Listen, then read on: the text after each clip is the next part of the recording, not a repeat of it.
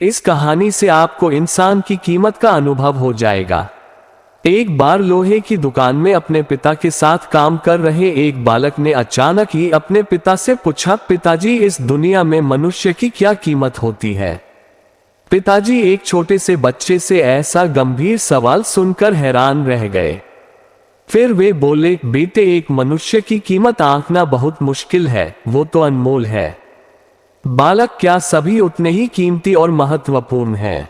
पिताजी, हाँ बेटे। बालक के कुछ पल्ले पड़ा नहीं। उसने फिर सवाल किया, तो फिर इस दुनिया में कोई गरीब तो कोई अमीर क्यों है? किसी की कम इज्जत तो किसी की ज्यादा क्यों होती है?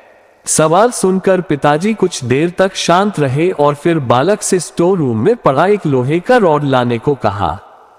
रॉड लाते ही पिताजी ने पूछा, इसकी क्या कीमत होगी? बालक, लगभग 300 रुपए। पिताजी, अगर मैं इसके बहुत से छोटे छोटे कील बना दूं तो इसकी कीमत क्या हो जाएगी? बालक कुछ देर सोचकर बोला, तब तो ये और महंगा बिकेगा, लगभग 1000 रुपए का। पिताजी, अगर मैं इस लोहे से घड़ी के बहुत सारे स्प्रिंग बना दूं तो?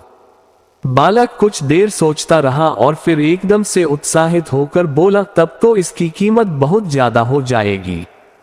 पिताजी उसे समझाते हुए बोले, ठीक इसी तरह मनुष्य की कीमत इसमें नहीं है कि अभी वो क्या है, बल्कि इसमें है कि वो अपने आप को क्या बना सकता है। बालक अपने पिता की बात समझ चुका था। सूरज चौधरी की कहानियां।